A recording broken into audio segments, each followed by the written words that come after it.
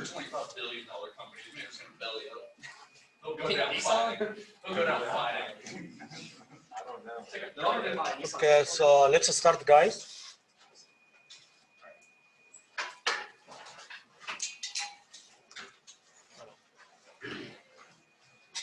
Okay, so good afternoon, everybody. So just in few minutes, let me make a very quick review on what I did last time. What I did last time, simply I told you our microcontroller, it should have a circuit here. This circuit, we call it a timer system. That's what I explained last time, okay? I told you this timer system should have 80 channels, okay? Every channel can act or can work as input capture or output compare.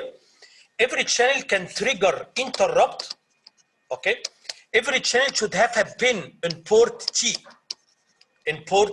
okay? Also, I said the 80 channels we have, they have one counter, 16-bit counter, right? And I said this counter should count from 0, 0, 0, 0, 0, 16, 0 until 1, 1, 1, 1, 1, 1, 1. And then after 1, 1, 1, it has to go to 0, 0 again. And at this time, it should trigger interrupt. We call it overflow interrupt. Overflow interrupt, okay? Also, I explained last time that, so now we have 8 interrupts, one interrupt from 80 channel, okay? And also the timer can trigger interrupt, we call it overflow. Is that okay? So, and we have only one counter, this counter should count this way. Also, I can control the speed of the counting. I can control it, okay? I can control how much time it takes for each count, to count by one, how much time it takes, okay? How we do that? As I said last time, for this counter to count, we need a clock. There should be a clock here. And this clock should be E clock, which is 24 megahertz. And then you can divide it by what we call prescale, okay? So, and this prescale, you can control it. So, or you can program it, okay? So you can select what is the prescale. So now, the frequency of the signal here, input to the counter, should be 24 megahertz divided by prescale. Is that okay? I'm gonna call this one F. This is the frequency. Is that okay? What it means? It means every count, so every clock, this is how counter works. This is how counters work. The way they work is for every cycle, it should increment the count by 1, okay? That means this is T, which should equal 1 over F. That means the time of each count is 1 over F, this F. Is that okay? This is the time for one count. I need this time later, we need it, okay? Also, what I explained last time is input capture is used. What is input capture? Input capture is used if you want to measure time, okay? For example, I have a signal, something like that, as I explained last time. I want to measure this time from here to here. In this case, I can use input capture. Is that okay? And the idea is to measure this time. All what I need to know is how many count is the counter counted here. So, for example, here, the counter was 10. The number here in the counter was 10. And the number here was 90. Is that okay? So, all what I'm going to get, how many, from here to here, how many counts the counter did, okay? For example, in this case, it is 80 counts. If you know the number of counts, you can easily convert to time. Why? Because as I have just explained right now, I know the time of each count, which is 1 over F. That's why if you know the number of counts, you can convert to time easily, okay?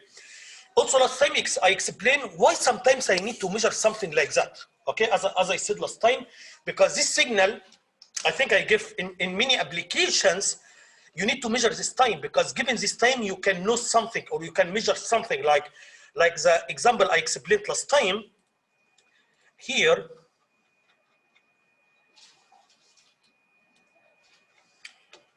this time can be used to measure distance, as in this application here, okay?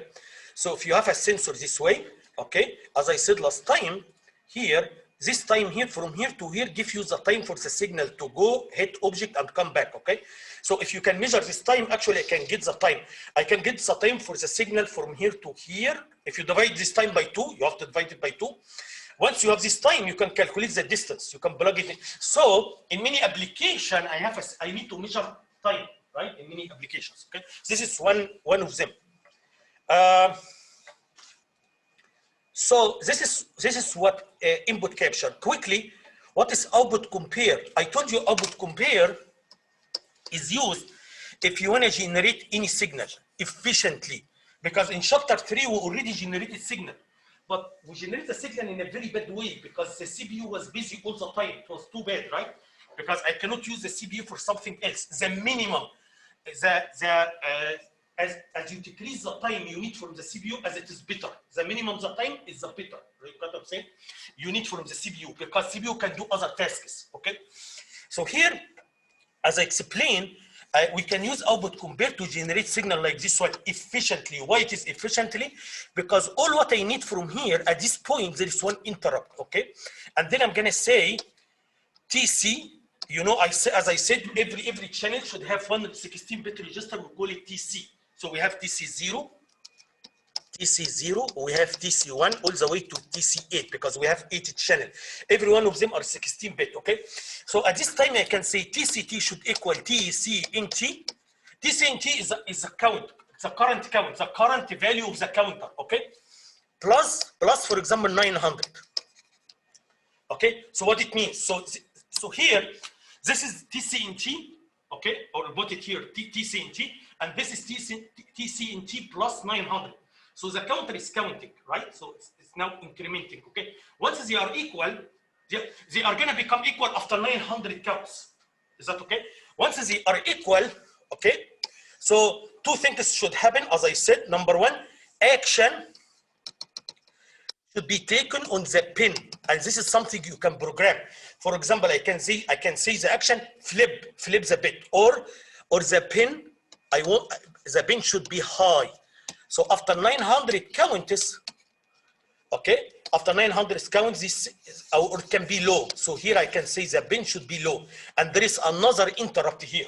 Okay, so every point here we have one interrupt. In this interrupt, you have to tell, okay, in the future after how many counts you need to change this one to low, to high, and so on. Okay, so why this is a good idea, as I explained last time, because all what I need from the CPU, just very little time here, or at the subroutine, just very little time here. Is that okay? That's what I explained last time. Today, I'm gonna explain the programming, but before I continue and explain you how can you program it and give you applications, okay? I just wanna tell you, now we have 9 interrupts. Why we need these interrupts, okay? How are we gonna use these interrupts? I'm gonna tell you how, okay? So let me explain one by one, okay? For example, in input capture, okay, why we need interrupts?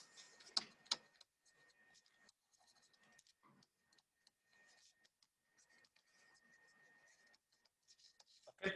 Number one, in input capture, guys, as I told you, I want to measure the time from here to here, right? So I need interrupt here so that once this is pin receiving rising edge, it should trigger interrupt, okay? Same thing, at the falling edge also should trigger interrupt, okay?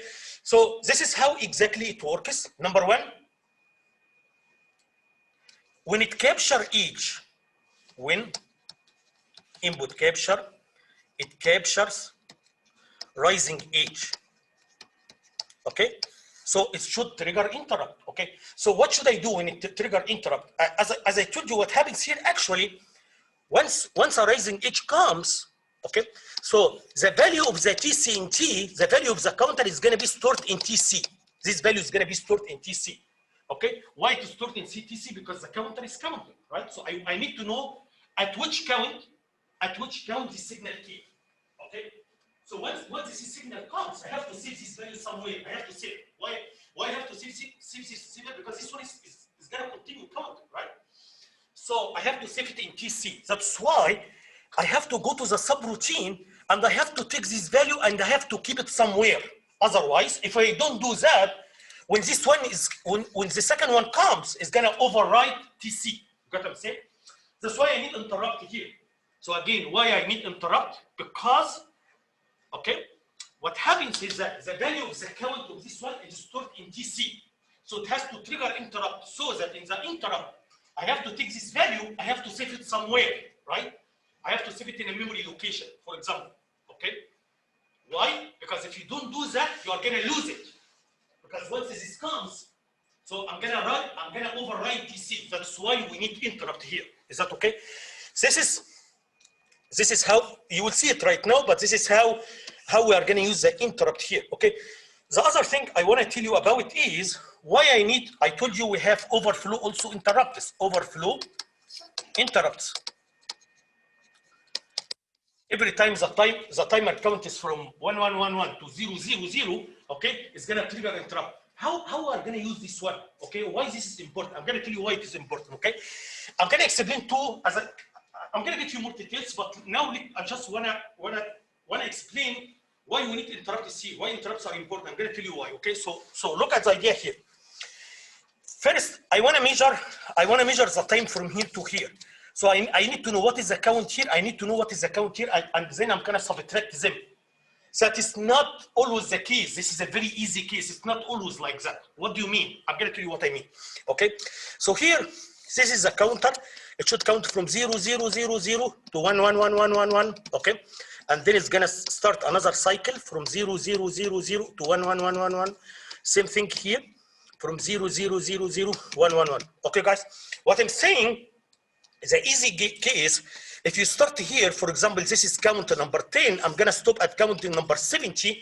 Okay, that's the easy case. So here I'm gonna subtract, that means it's 60 counts. So from here to here, it took 60 counts. It's not always this case. It's not always like that. It depends on how big the signal. It may happen that, for example, I'm gonna start here from 10, and then I'm gonna end here, for example, at 5. So what happened, I started from 10, this is the first one here, 10, and this one came after I count all of that, we count all of that, and then count this one. Is that okay? So how I can calculate how many counts from here to here? Okay, I just have 10 and have 5. Okay, it's not, you don't have enough information. Using 10 and 5, I don't have enough information to count the number of counts. What else do you need? What else I need? How many overflow happened? So here, one overflow, second overflow. Okay, so given these three information, I started from 10, I ended at 5, and 2 overflow happened. If I have these three information, as I'm gonna explain today, I can calculate how many counts. Is that okay? So the question is, this information, when input capture trigger interrupt, I will find this one in TC. So I'm gonna take this one, I'm gonna save it, okay? Same thing for this one, for 5. This one also I can get it from interrupt, right? When interrupt, I'm gonna take TC, I'm gonna save it somewhere. So where I have to get this one from? From the timer overflow interrupt. You got what I'm saying? So what I have to do is, the timer, this is the timer overflow interrupt, okay? Interrupt subroutine. So here, every time it is interrupted, I'm gonna make a variable. I'm gonna call it, for example, overflow.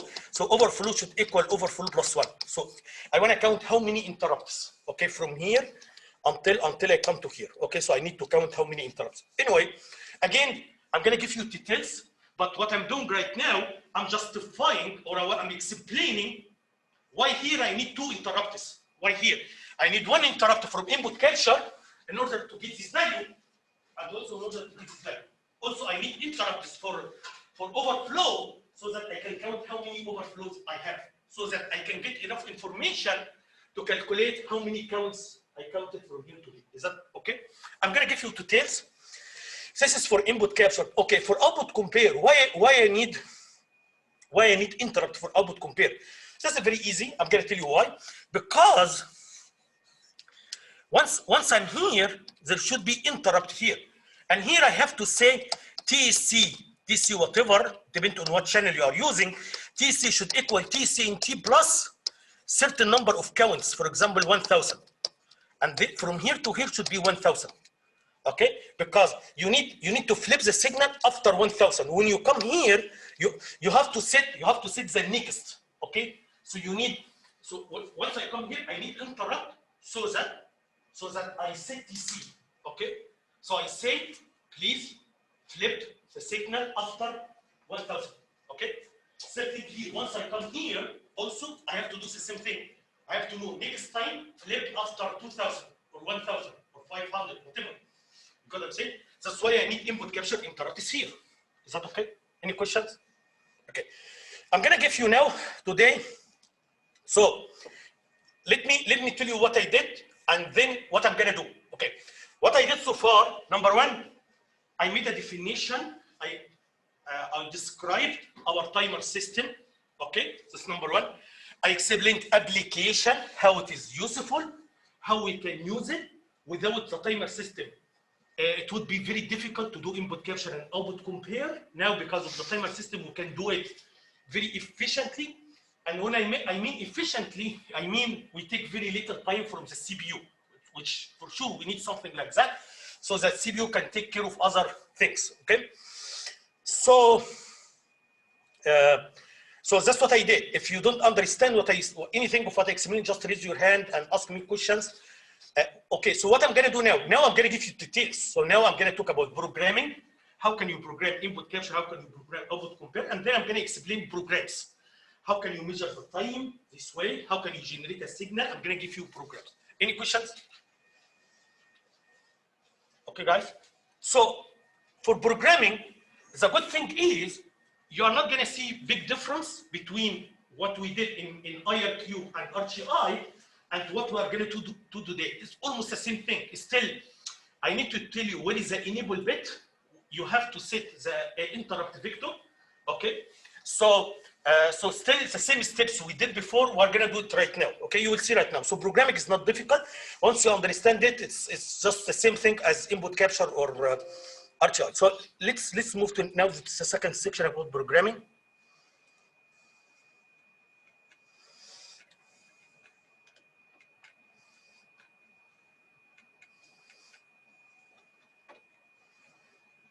Okay.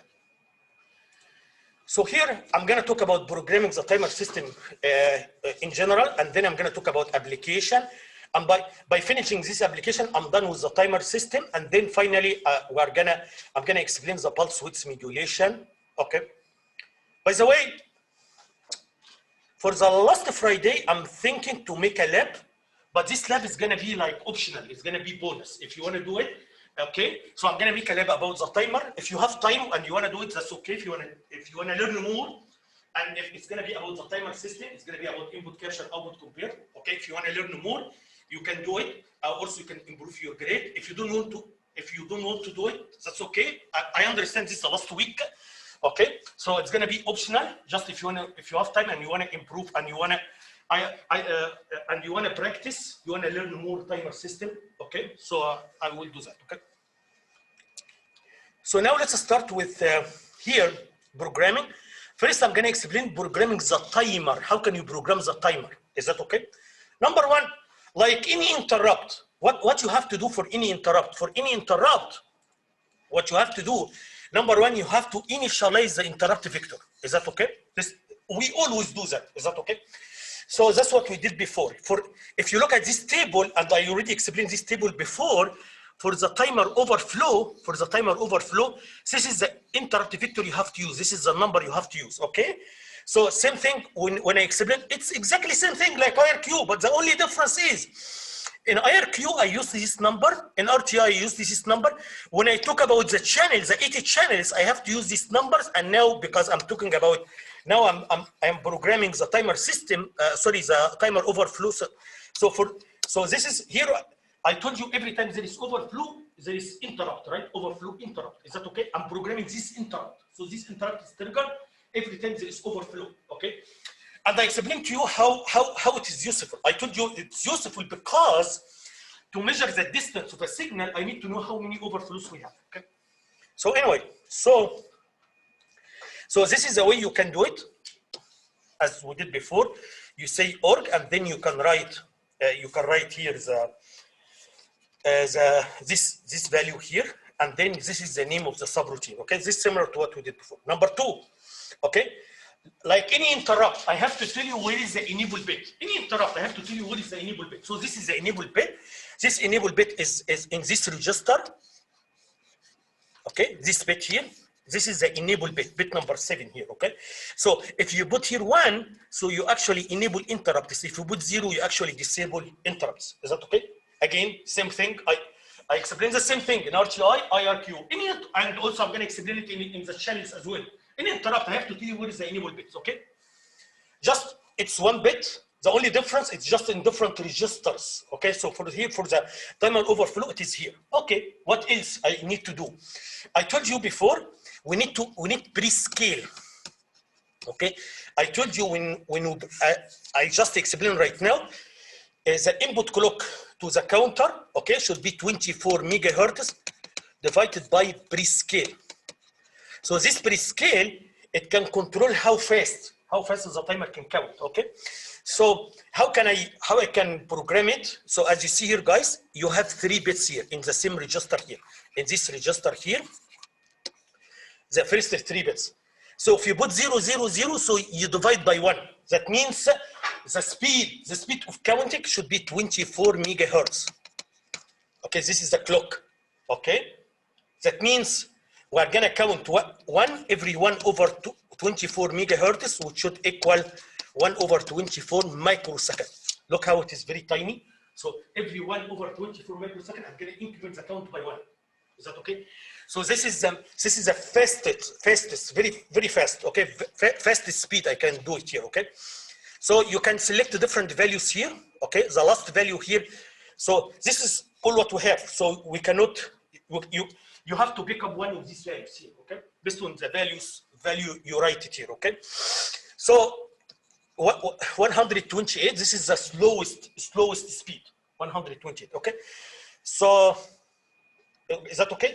So this register, you have here, this register, this bit can control the enable or disable interrupts. And this one here should control the speed of counting. Is that okay? Any questions? Okay.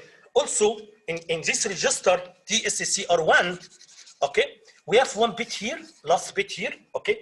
So this bit, if you put 0, okay, you actually disable the timer. That means, actually, what happens here, if you put 0, so the timer is not gonna count, no counting. Okay, so if you put here 0, so this one is not about interrupts. This one is about, do you want the timer to count or stop counting? That's it, okay? So if you put here 0, for sure, if the timer is not counting, you cannot use input capture or output compare. You cannot use them because I need the timer to count to do input capture or to do output compare. Okay, so if you put here 0, you actually no counting, so the timer is not counting, and usually we can do that in case if you want to save power consumption, because the counting is going to consume power. Okay, especially this is for sure is maybe a big deal if you power the system using battery. Okay, so you don't want to exhaust the battery. Okay, anyway, so if you don't use the timer, there is no need to count because counting is going to consume power anyway. So 0 or 1. So 1 means the timer should count, so it should work normally. Anyway, I think all the time, just we are gonna put 1 here. So in case of input capture or output compare, all the time you have to put 1 here because we need counting, right? It has to count. The next bit I have to explain again for any interrupt bit. For any interrupt, I have to tell you where is the flag bit. Always I have to tell you where is the flag bit. Okay. So the flag bit here is bit number 7 in this register. TFLG2. Yes, it's easy. It's not difficult to program it. Yes, we have like a number of registers, but you don't need to memorize anything. You just learn how to do it, and that's it. Okay. So this is the flag bit here. You have to write 1 to clear the interrupt flag bit. You have to write 1 to this register, bit number 7. Is that okay? So this diagram, that's all what we have. That's all what we have. Okay. Here I give you a summary. On what you have to do. If you want to program the timer, okay, and you want to use the interrupts, overflow interrupts. So number 1, you have to do this one. Number 2, you have to program TSCR1 to enable timer counter. Also, you have to use here. You remember this one is the last bit here. to enable interrupts. The first 3 bit for pre-scale here, okay? And then this is the interrupt subroutine. Every time you have to write this one in the interrupt subroutine, you have to write this one so that you can clear the flag bit. That's it. If you don't need the overflow interrupts, so that means I don't need this one. So I need the counter to count, but I do need the overflow interrupts, okay? So this is typically in case of output compare, okay? You can need something like that. So in this case, number one, I don't need this one. I don't need this one. I'm gonna use these two. However, this one has to be 0 because the last bit here for enable. So as you see here, you can just write these two, okay? The good thing is it's not difficult. Why it's not difficult? Because look here, every time you use the timer, you have to write this code. It's the same code. Yes, the same code. The only thing you may change is the pre-scale. This one, number 6 here. You may change it. But other than that, it's exactly the same code you have to use. Is that okay? So here I just summarize the different things we have here. So this is the counter. This is a 16-bit counter. Here, this is the clock, should be used so that it can count, okay? So where does this clock come from? We have here E clock. This is the E clock, which is 24 megahertz. Is that okay? And remember this bit, I told you in this bit, if I put 0 here, so no counting, no count. Because if you look what happened, if I put 0 here, 0 and a clock, I'm gonna get 0 here, okay? Because here is 0, so here is 0, so no counting, okay? For this counter to count, I need a clock. There should be a clock. That's why if you put here 0, I'm gonna get here 0, 0, so no counting, okay? If you wanna count, so this bit, as I explained, has to be 1. Once this bit is 1, so actually this bit has to come to here. So here I'm gonna have 24 megahertz. And then here, this is a division. I'm gonna divide 24 megahertz by the pre-scale.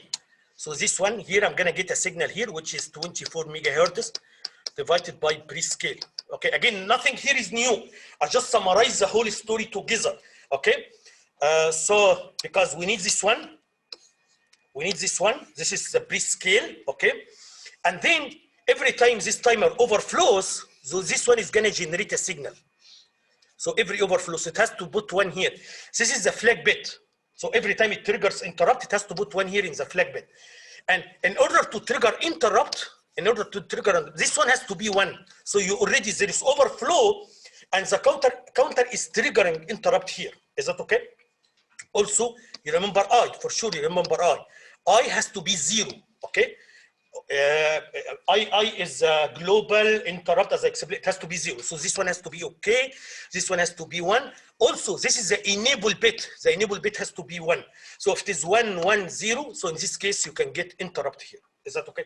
It's very nice picture because it actually puts a lot of things together, okay?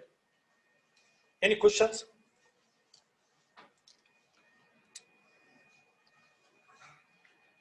Okay, guys. Again, I want to tell you something. I think I said it in the lab, but I want to repeat it here. A tricky problem. Okay. What is the tricky problem? I'm going to tell you what is the tricky problem. What happened? Let me come here. Look here, guys. I told you, in order to measure the time from here to here, what I need, number one, I need the time. I need the clock for here, which is 10.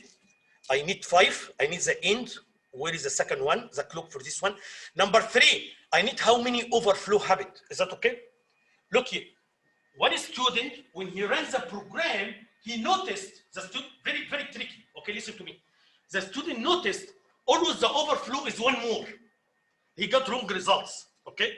And then he told me, look, I got wrong results. And always the overflow, and this is because overflow is always 1 more. Okay? And here it's a big problem. Why it's a big problem? Because usually you don't have too much overflows. Usually you have 2 overflow, 3, 4. So if you add 1 plus 2, it's going to make a big error. You got what I'm saying? So if you count 60,000, and you add 1 to 60,000, maybe it's not a big deal. But when you have a very few overflow, 2 or 3, and you add 1, it's going to be a problem. So always there is 1. You know what was the reason? The reason is as follows. Look here, guys. Here, what should happen here, after the mistake is as follows. Look here. After I receive, this thing is here, and this one is here, is number 5 here. Is that okay? So after I got 10 here, at this point, you have to enable timer interrupts because I need to count from here to here. I need to count how many overflow happened from here to here. Is that okay? So what happened, once I got this one, I enable the timer, okay? Because I need to start counting from here to here, okay? So, and then 1 interrupt here and 1 interrupt here. So it has to be 2. But I got 3, not 2. You got what was wrong? You got what I'm saying? I'm expecting 2 because there is 1 overflow here and there is a second overflow here. So when I come here, I have to see 2 overflows, but actually I found 3. The reason is, okay, right after I enable the timer, okay, the flag bit was 1 from history, okay? So there was overflow before, and this bit was 1. So what happened, once I enabled the timer, it wanted to overflow, it wanted to trigger overflow interrupt trigger. Trigger was triggered here, not here, because the flag bit was already 1 from the past, from the history. You got what I'm saying? So the way you have to correct it, I know it's a little bit tricky. The way you have to do it is after you enable the timer, also you have also to clear. Before you enable the timer, you have to clear the flag bit first, because if there is any history, you have to clear it, because I want to count interrupts starting from now. You got it? Is that clear, guys? Okay.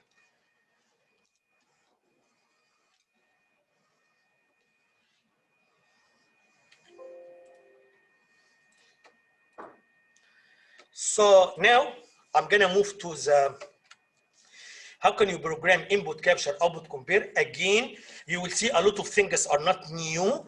The only what is new, just the name of registers, but it's the same thing we did before. We have to do it here, okay? Number 1, we have 8 interrupts, okay? So these are the 8 interrupts as you see here, guys. So that means now, number 1, you have to initialize the interrupt vector. That's true. So what number I have to use? These are the numbers you have to use. Is that okay? So you have to see which channel you are using, and you have to use the correct interrupt vector. Is that okay? For example, if you are using channel number 7, so you have to use this one, which is this one here, and so on. Is that okay? So for sure, if you use more than 1, you have. So this is for channel 7. This example I'm giving you example for channel 7, but you may use channel 0, 1, 2, 3, any other channel. I'll just give you example for channel 7. Okay. So based on the channel you are using, you have to use something like this one for each channel you are using. Is that okay? Nothing new. This is similar to what I explained to you before. Number two, what else we have to do? Okay, here. Don't forget, every channel can act, or every channel can do input capture or output compare, right? So this is something you can select. This is something you can program. So how I can program it? Here in this register. So we have a register. This register is called TIOS. Okay. So this register should have 8 bits, 1 bit for each channel. So this bit for channel 0, this one for channel 1, for channel 2, and so on. 1 bit for each channel. Okay. So this bit can tell you. Do you want this channel to do input capture or output compare? How? Very easy. If you put 0. So that means you need input capture. If you put 1, you need output compare. Very easy, right? So let me say it again. We have 8 bits. So the 8 bits, 1 bit for each channel. If you want this channel to act as input capture, simply put 0, right? If you want this channel to be output comparison, just put 1. Is that okay, guys? Easy, right? So always you have to do this one. Is that okay? Any question?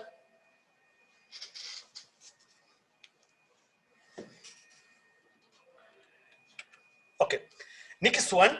Now we have 8 interrupts. For any interrupt, you have to tell me where is the enable bit. For any interrupt, you have to tell me where is the flag bit. Right? This is the same thing here. The good thing here, all of them are together in one register. So now we have eight interrupts.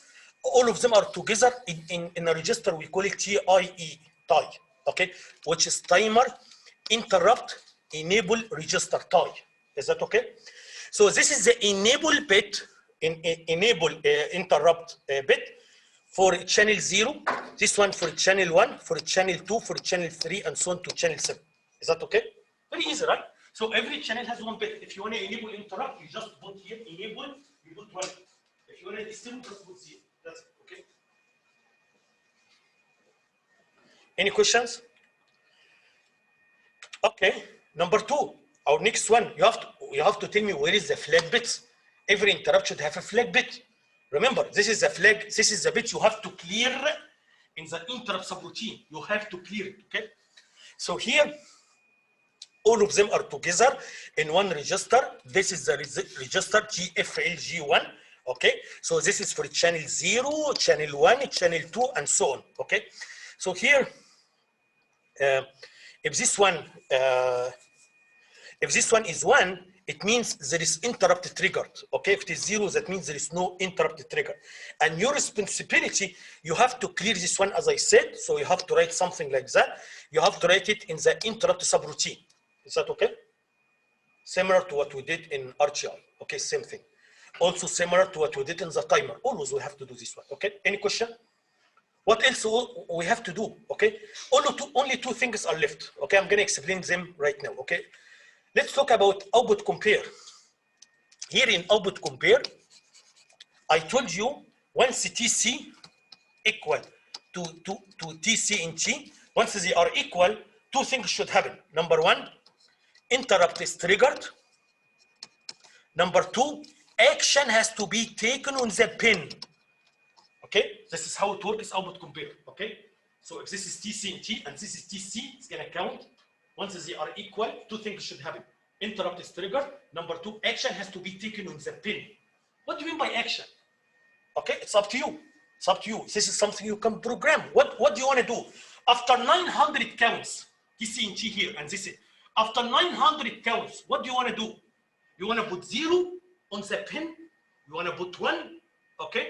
You want to flip? Or you may not need to do anything, no action. Yes, so it's here. You can hear programming. See how can we program it, guys? So these are the options we have. So if you put, for example, 1, 1, that means set high. So this is the action I want to make. I want this pin to be high. After 900 count, this pin, I want it to be high, okay? So once you do that, the timer system is gonna make it high, okay, after 900 counts, okay? Or the other option, I wanna make it 0. So this pin, I want to make it 0, okay? The other option, I wanna toggle it. I wanna toggle, okay? The other option, no action. Don't do anything, no action. I'm gonna tell you why sometimes we need these 2 actions. I want to generate a square wave, right? So I can understand this pin, I want to put 0 because I want to generate a square wave. Or sometimes I want to make it high, 5. Or sometimes I want to toggle. So that's something I can understand. But why sometimes you may not need to take any action, no action on the pin. I'm gonna give you examples, but let me finish this one first, okay? So let me say it again. You can program every channel for output compare, okay? When TC is equal to TC in T, okay? You can program the action you want to take on the pin. What action? Okay? How can we do that? Look here how it works. How many options we have? We have 4 options, right? So we have 4 choices here, 4 options.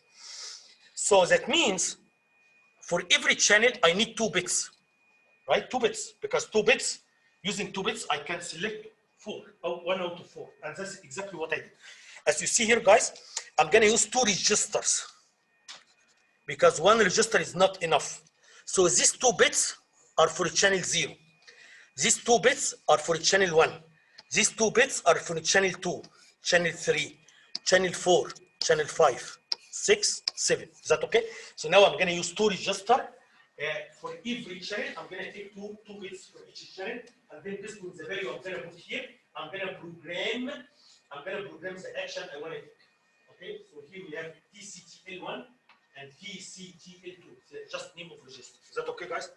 For sure, if you don't have output compare, so I don't know this one. This is only used in case of if you want to program output compare, right?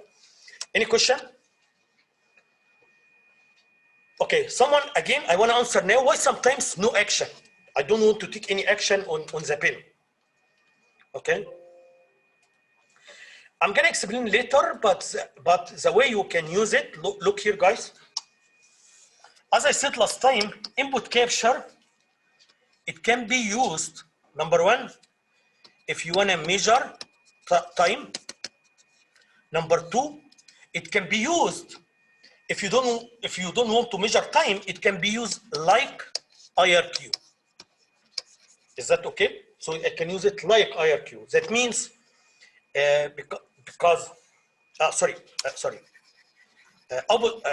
yes, input capture. Sorry, but this is output compare. I'm sorry. So what I'm explaining now is output compare. So output compare is used if you want to generate a signal. Okay. Also, output compare is used as RTI, as I said last time. So output compare can be used as RTI. So output compare, there's a program, I'm going to teach you this program. How can you use output compare like RTI, okay, to generate periodic interrupts. So in this case, I don't want to change the pin. So in this case, if you want to use it like RTI, so I don't care about the pin. In this case, I can program the action is no action because I don't want to make any action on the pin. Okay, so you can do this way. The other thing you can do, guys, is the following. And this is something interesting. Look here. If you want to generate a signal, I told you, look here, guys. This is also something interesting. Look what I want to say here. I told you, when I come to here, I have to say TC should equal TC in T plus number of counts. For example, after 900 counts. So I want to flip after 900, okay? What if 900 is a very little time, as you will see right now. 900, this one, 900, if the number of, if you count 1/3 microsecond, this is the time for one count, so 900 means it's 300 microsecond. That's a very little time, right? What if you need, I wanna make a signal and this time is too long, okay? So that means, you know, what is the maximum value I can put here? I cannot put more than 65,535, right? So this is the maximum I can put here because this is 16-bit. I cannot put more than that, okay? What if, after I put this value, I found that still I wanna generate a bigger signal. So I wanna make it bigger. You got what I'm saying? This problem is similar. This problem is similar to the problem we had in RTI. Remember in RTI, I want to trigger interrupt every 1 second. But I was not able to do that. Why I was not able to do that? Because RTI, the maximum time RTI can trigger is 131 millisecond. Is that okay? So you know what I did? What I did in this case? What I did, that's okay, because this is your maximum, that's okay. I'm gonna count, this is interrupt 1, interrupt 2, interrupt 3, okay? So, and then after 8 interrupts, so now I'm gonna have multiple interrupts every 131 millisecond. Now, at interrupt number 8, okay, at this time, so here, I'm gonna, to me, this means 1 second, and I have to take action. Is that okay? I can do the same thing here, exactly same thing. You know what I'm gonna do? You have a program, I'm gonna explain the program. So what I'm saying, guys, here, I wanna keep the signal high for a long time, okay? And even if I use the biggest number here, it's not enough to make it one time. So what's gonna happen, for example, I'm gonna put here some time, for example, just in number 900. So from to here is gonna be 300 microsecond. Is that okay? So I don't want, I'm gonna count how many interrupts I have. So from here to here, another 300 microsecond. From here to here, another 300 microsecond. From to here, 300 microsecond. So the same idea I used before, I have to count. Is that okay? Because I cannot put one number from here to here because this one is low. So that means after 900 count, no action, don't take action because okay. But I'm gonna increment. This is interrupt number 1, interrupt number 2, interrupt number 3. Once I come to here to the last interrupt here, I'm gonna change it. I'm gonna say next time you have to keep low. You got what I'm saying? Okay. So anyway, so I'm gonna choose a program, but what I'm doing right now, I'm just explaining why sometimes I need something like no action. Don't take any action on the pin. Okay. Anyway.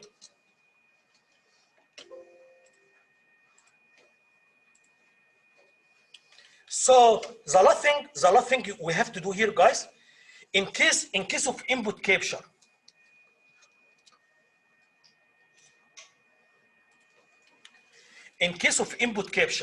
is that okay? You have the choice. What do you want to capture? Okay, do you want to capture rising? Do you want to capture falling? You want to capture both rising and falling. So if rising comes or falling comes, both are going to be captured. Okay.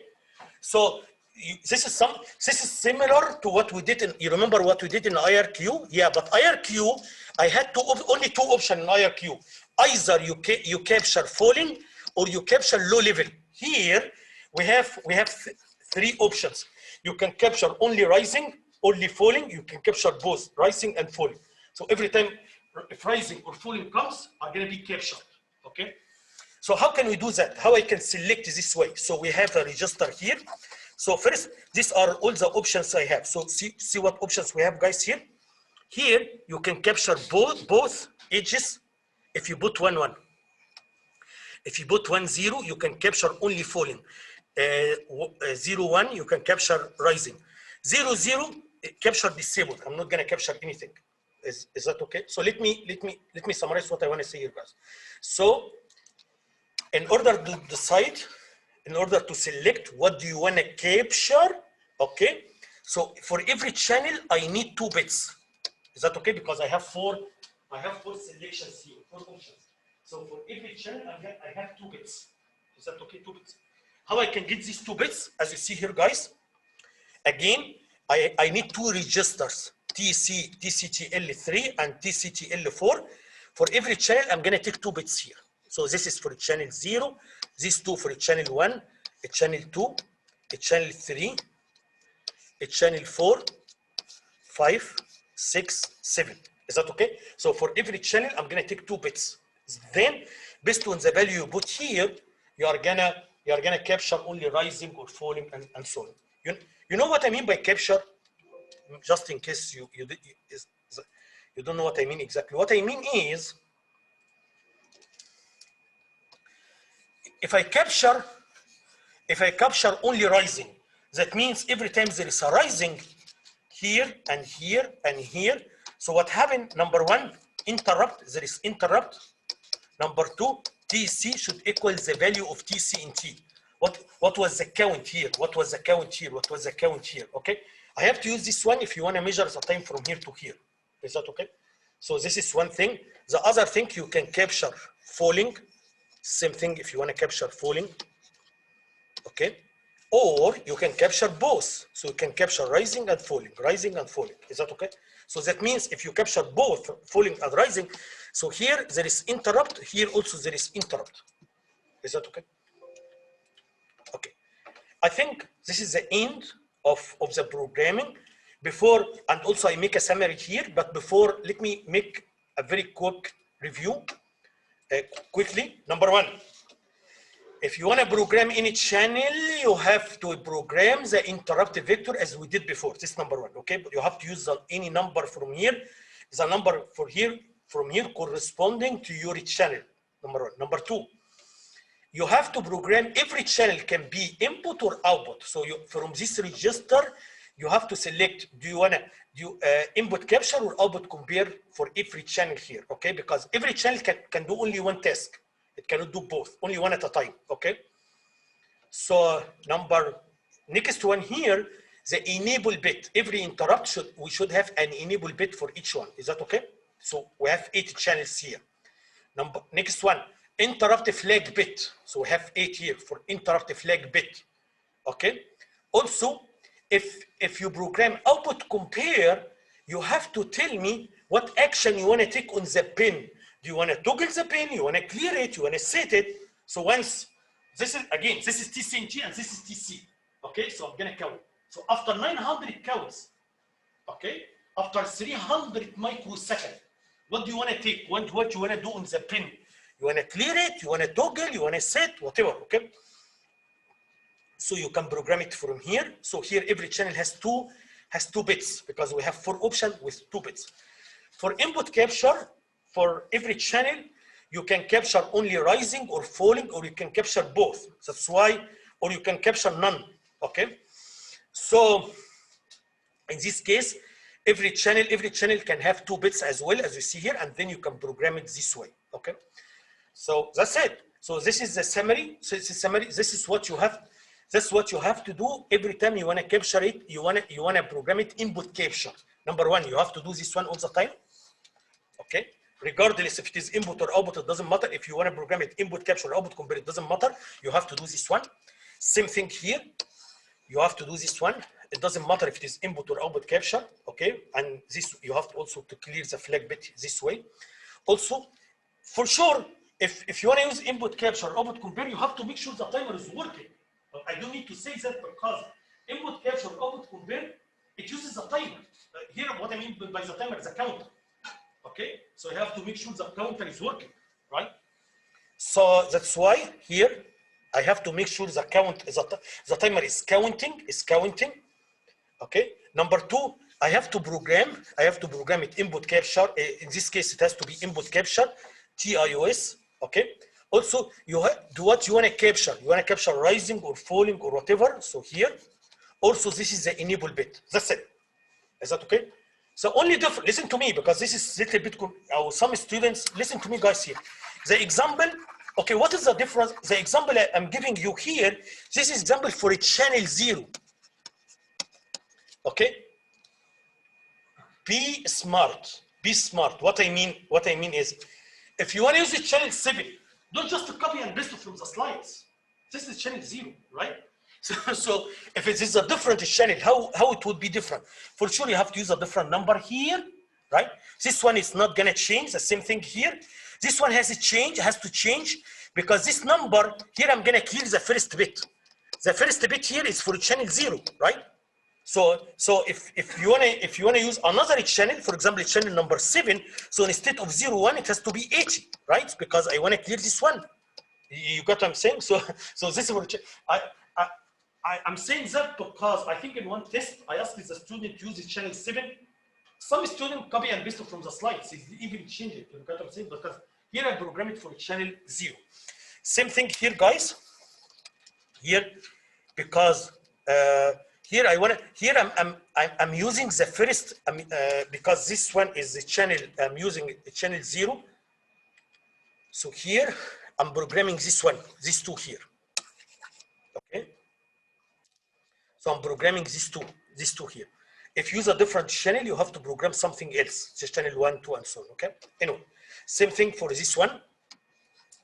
Here, the first bit for channel 0. That's why I set this one here. If you program channel 7, so all what you have, it's the same thing. That's what I'm saying. It is not difficult. It's exactly, that's what you have to do. Exactly the same thing. What you may change is just numbers. You change this number, you may change this number, you need to change this number and this number. This number you don't need to change it because the timer, you have to make sure the timer is running regardless of what channel you are using. Is that okay? So for example, here in enable bit, here I have to use number 1. If I use channel 0, so I have to put 1 here. However, if I use channel 7, so 1 has to be here. So instead of 1, I have to put 80 here, number 80, so that I put 1 here. Any question? Okay, guys. So this is what you have to do in case you wanna program input capture. Okay. So in case I wanna program output compare, how it would be different? Okay. As I said, this one no difference. This one no difference. It's exactly the same. This one no difference. Okay. Even this one no difference for this one because it's the same bit for enable, right? So the only difference is only in these two. Why? I'm going to tell you why. Because this one here, this register you select it is that input capture or output compare, right? So if you see here, now you have to sit because one is going to make it output compare, right? So before I have to clear because 0 is going to make it input capture. Is that okay? So it's a little bit difference, right? Because it's just one bit. If I put 0 in this bit, it's going to be input capture. If I put 1, output compare. That's it. So this is the one you have to change. Also, you have to change this one, right? This instruction. Sorry, you have to change this instruction. Why you have to change this instruction? Because TCTL4, these two are used to select what you want to capture. But instead of using TCTL3 and 4, I'm going to use TCTL1 and 2 because 1 and 2 are used for the action. Because in case of output compare, I don't have rising or falling in case of output compare. So instead of using 3 and 4, I have to use 1 and 2. Is that okay?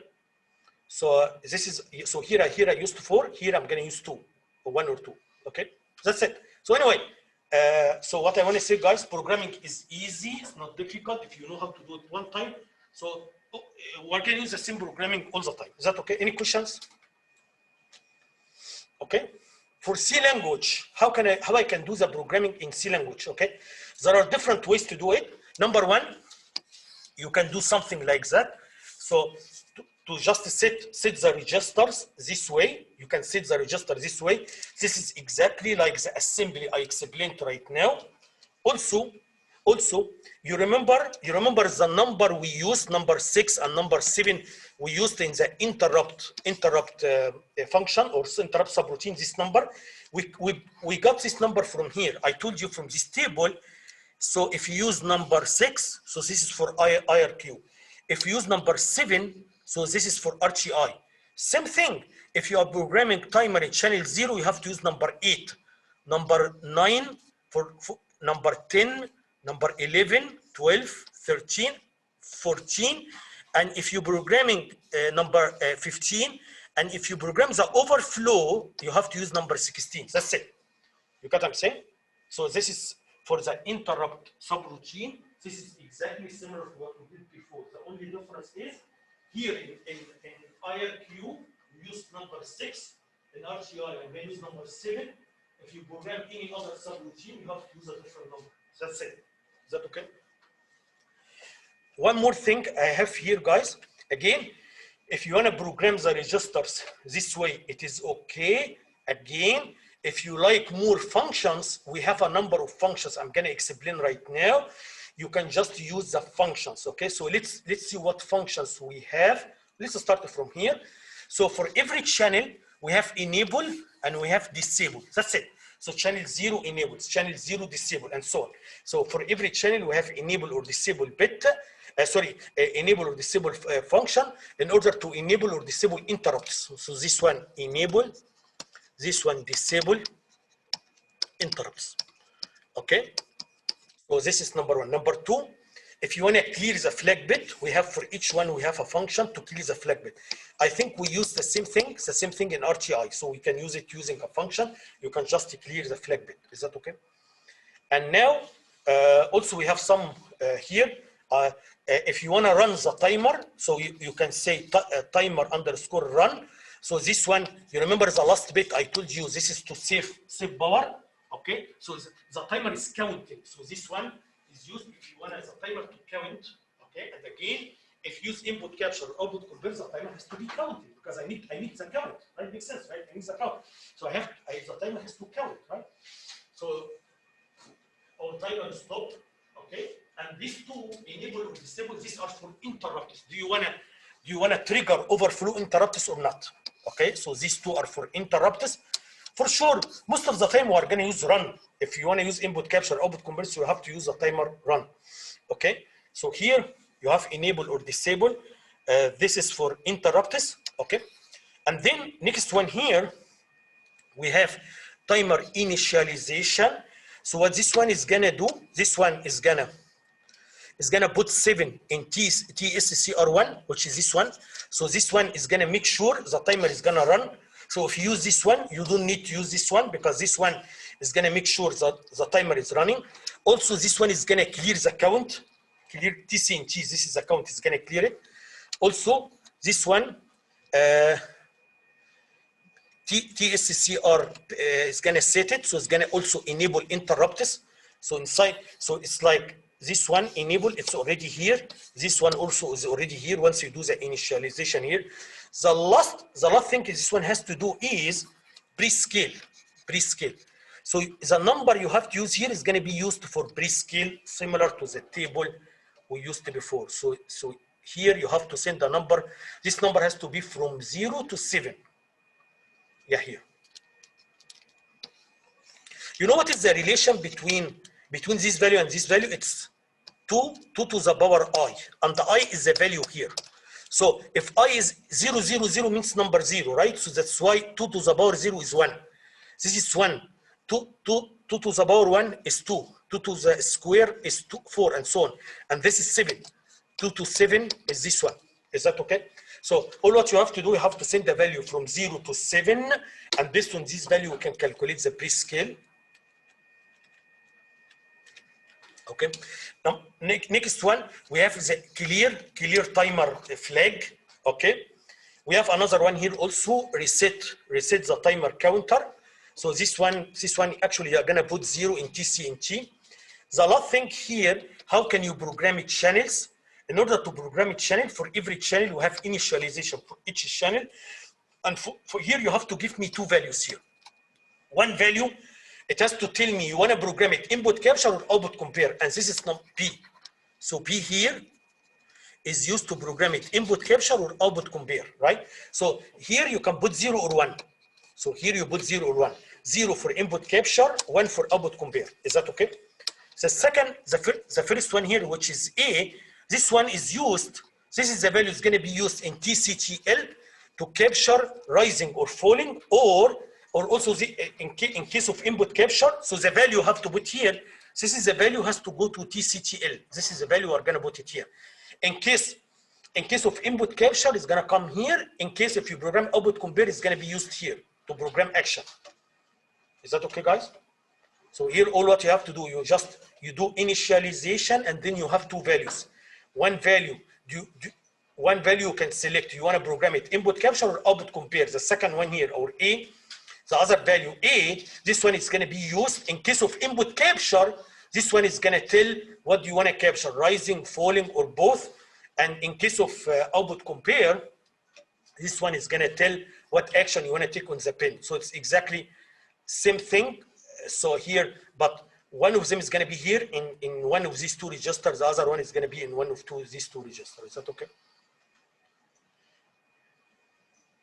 Any questions? Okay. I think this is the time now. So I have here several programs to explain how can we use input capture or output compare to do a lot of things. So let's start with the first one here. Okay. I want to use input capture like IRQ. Is that okay? So quickly, what is IRQ? Very simple. IRQ means I have a pin. Every time there is rising, there is falling or rising or both, whatever you program it. For example, every time there is a falling, I want to execute a subroutine. That's all what I want. So this rising edge can come from a sensor. It can come from a switch, from whatever. Okay, so every time there is a falling edge, I wanna execute the subroutine. Okay, so number one, this is exactly input capture. The only difference is in input capture, okay, is gonna do 2 things. Number one, is gonna execute a subroutine. Number 2, TC should equal TC in T. Okay, so it puts some value in TC. Okay, but just because I don't care about that. Here I'm not measuring time. All what I need so I'm gonna discard this one, and then I'm gonna write whatever I want to write here. Okay. So let's see the program here. In this program, guys, as you see here, I want to connect a switch. It's connected to pin 0 on port T. To make rising edge. So every time I press, I'm gonna make a rising edge. write a program to increment a binary counter and display it on the LEDs each time the switch is pressed.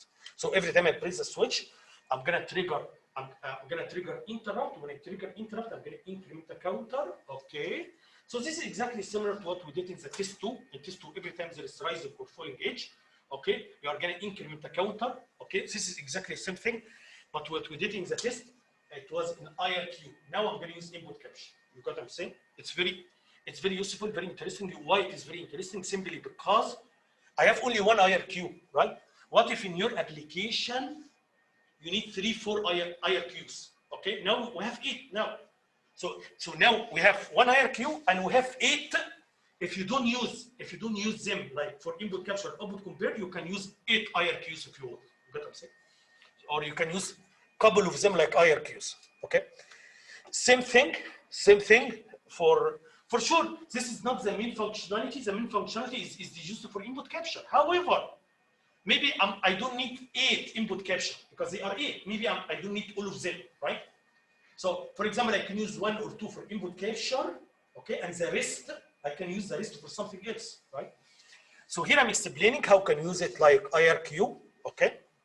So number 1, as I said, if you want to use it like IRQ, that means I have to program it input capture. This number 1. Number 2, TC, I don't care about TC. I'm not gonna store it because I'm not measuring time, so I don't care about it. Okay. So let's see how to do it. Number 1, because you are programming now, I have to use a channel. I'm gonna use one of the channel. For example, here I'm gonna use the channel 0. So you have to write this one for channel 0. You have to. Okay.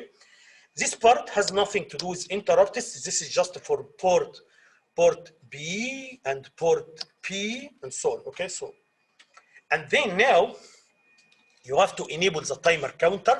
So the timer has to count. Okay. Number 2, here TIOS, guys. Okay, so here I have to clear the first bit because this is input capture, right? Also, this one here I can control what do you want to capture? What do you want to capture? Okay. In this case, if you see here, guys, I'm gonna write remember the first 2 bits here are for channel 0. Here I'm gonna write number 1. So 0, 1. If you go back to see what is 0, 1, let me go back here to see what was 0, 1 here. Yeah. So 0, 1 here is used for 0, 1. Sorry, here.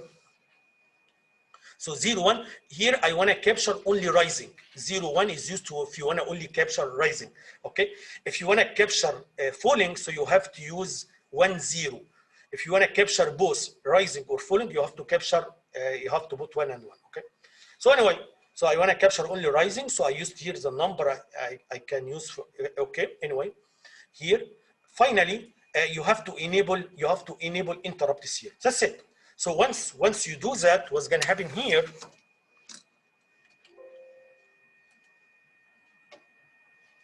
Once I do the initialization this way, okay, guys. So this is the main program here. Once I initialize the interrupt, so now this is the subroutine is here. I have a subroutine. Every time there is rising edge, this subroutine is going to be called. That's it. Okay. So here in the subroutine, you can write whatever you want to write.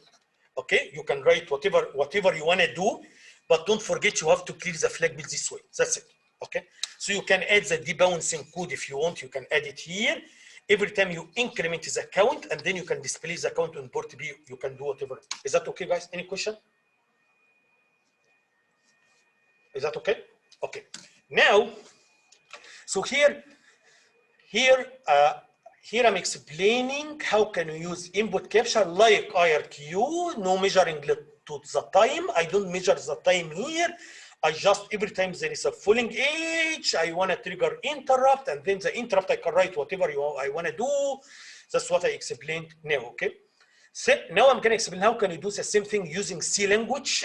So in C language, guys, as you see here, let's see how can we do it, okay? So this is the interrupt subroutine. This is exactly similar, nothing new. This is similar to what we did before. The only difference is this one, the only difference here. What we did before, we used number 6 and we used number 7. This is for IRQ. This is for RTI. Now I'm going to use number 8 for channel 0. Is that okay? That's why I'm using number 8 here. Is that okay? So number 1, you have to clear the flag bit, and then you can write whatever you want to do here. Whatever you want to do here. So here, because here I defined a count here. Every time it is interrupted, I'm going to increment the count by 1, as you see here. Is that okay? Okay. For sure, I have to initialize. I have to program the interrupt so that this one is going to be interrupted every time there is a falling edge. So I have to set the interrupt first. So where I did that, it's here. Yeah, look how in C language is shorter. Okay, shorter. So in C language, number 1, I have to make sure the timer is running. Okay. Number two, I have to use initialization. Remember, I told you this number is going to be 0 if you want to program it input capture. It is going to be 1 if you program it output compare. So that's why I put here 0. Remember, this is a number is going to go to TCTL, which is number 1, and that's exactly what I did here. So what I did here, number 1, right? So here, because I wanna program it for rising edge. This is the number. It is go to TCTL. Okay, guys. Any question? Is that okay? Any question? Okay. Now I'm gonna explain how can you measure time. Okay, measure time. But before I do that, I wanna explain another program before I do this one. Here.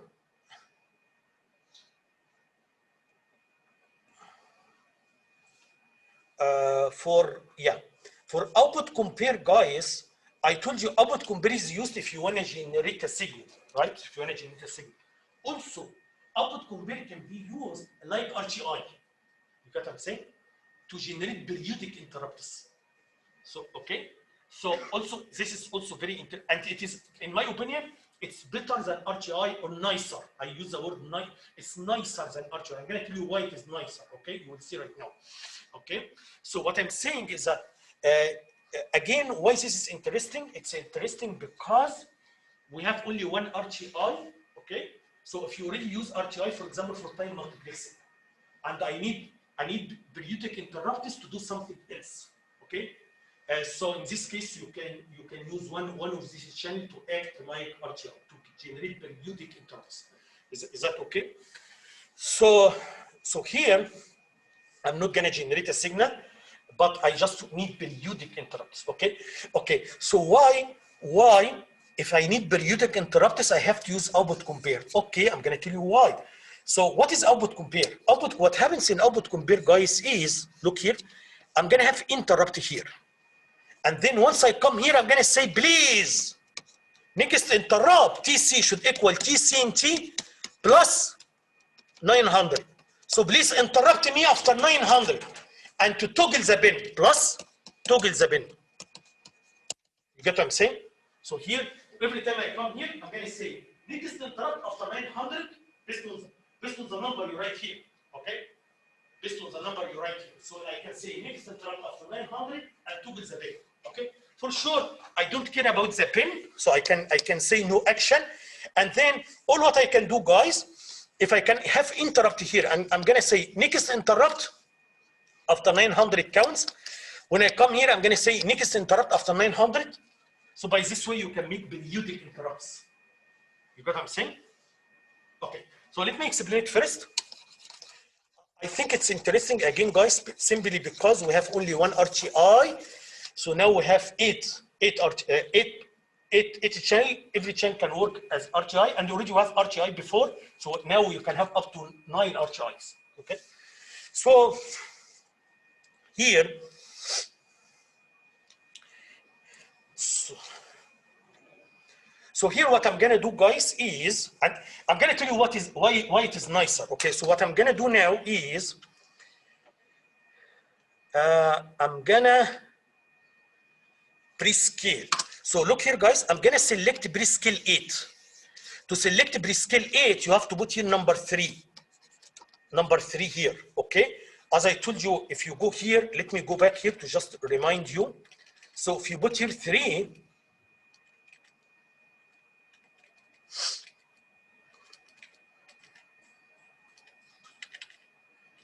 here. Look here, guys. So if you put in number 3 here, in this one, if you put in number 3, this is number 3. Okay, so that means the prescale is 8. So you can select whatever you want to select here. For some reason, I decided to select 8. So okay, so you can select anything else. Okay, but for example, I selected 8. If you select 8, so what is the speed of the counting now? So the frequency should equal 24 megahertz divided by 8. Okay, which equal 3 megahertz. This is the frequency. Okay, so what is the time for each count? The time of each count is 1/3 microseconds. So 1/3 megahertz, which 1/3 microsecond. Is that okay? So it's gonna count by 1/3 microsecond. Okay. Now I'm gonna tell you why I like this RTI. Why I like it. Why it is nicer than what we got before. Very, I love it. I'm gonna tell you why I love it. You'll see, right? Okay. The reason is here.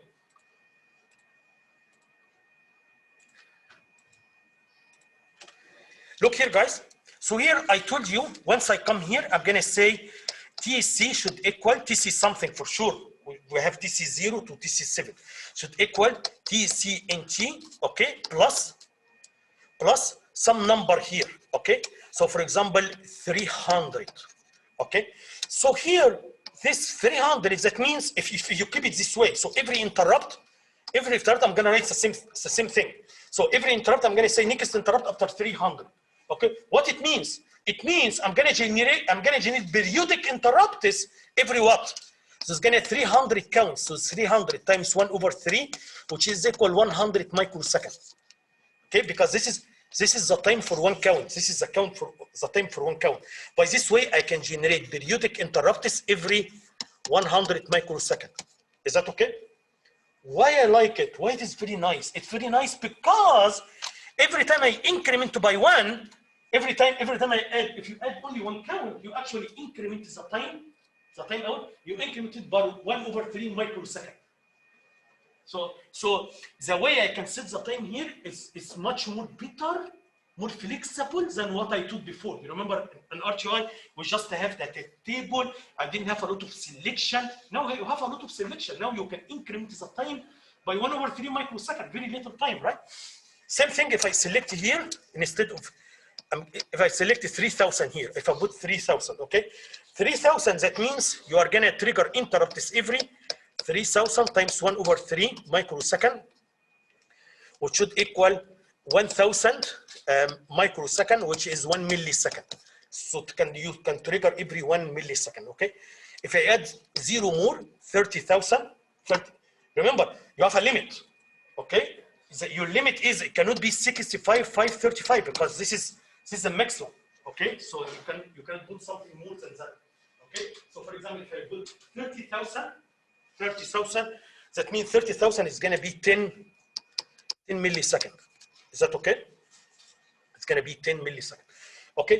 Still, if you don't like this time, maybe there's a problem here. Well, it's not a problem, but this is the issue here. You cannot make, or it's very difficult to make 131 millisecond. It's a big time. 131 is millisecond. Okay. So here, if I put the maximum, the maximum here can make, for example, if I put 60,000, which is 60,000 very close to the maximum, I can make 20 milliseconds. So I can trigger interrupts every 20 milliseconds. Is that okay? So there is another issue here. Okay. So what I did, I selected the time here. I can make this time, the time of counting, I make it bigger. If you need bigger time, if you need more time, bigger time, okay, I can increase this time, okay, by selecting the prescale. So what I did, I selected prescale. I selected prescale of 8. I can make prescale. I can make prescale bigger, right? So for example, the maximum I can do, the prescale can equal 128. So by this way, the time of 24 megahertz divided by 128. Okay, that means the time for one count should be 128 divided by 24 microseconds. So you can do the math and you can do the calculation. This is the biggest time you can do. This is the longest time. Is that okay? So by this way, You can multiply this one by 60,000, for example, if you need a big time, whatever. Anyway, so by this way, it's a very nice way. It's okay. So let me quickly explain it. Just give me 1 second because I want to finish this one.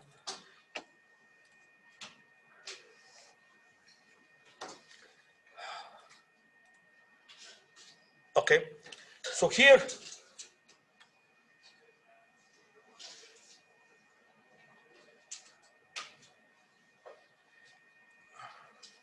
Okay, sorry, give me just 1 second. Okay, so here, if you look, what I did here, guys, I'm gonna define here the every time I'm gonna increment to 3,000. So, but I just define it here. Okay, so if you see here in the interrupt subroutine, this is the interrupt subroutine. Number one, you have to clear the flag bit for sure. Number two, see what I did here, guys. TCNT should equal TC5 should equal TCNT plus this period, okay, 3,000. So every interrupt, I'm gonna say TC5 equal, here if you use channel 5, here I'm using channel 5, TC5 equal TCNT plus 3,000. Is that okay?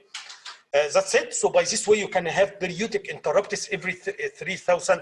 3,000 is equivalent to 1 millisecond in this case. By this way, I can have periodic interrupts every 1 millisecond, okay? Regarding programming here, this is similar exactly to what I explained before for programming. So these two are for the timer, for the timer. This is for prescale. This is to allow the timer to run. This one for output compare, you have to program it output compare. And here, when I selected the action on the pin, I selected no action because I don't want to generate a signal. That's why I put 0, 0 here, no action. And here I enable interrupts. Is that okay? So once you do that, so you're gonna have periodic interrupts here. Every time I'm gonna set the time, next interrupt after 3,000, next interrupt after 3,000 and so on. Is that okay, guys? Any questions? Okay, so see you after the Thanksgiving.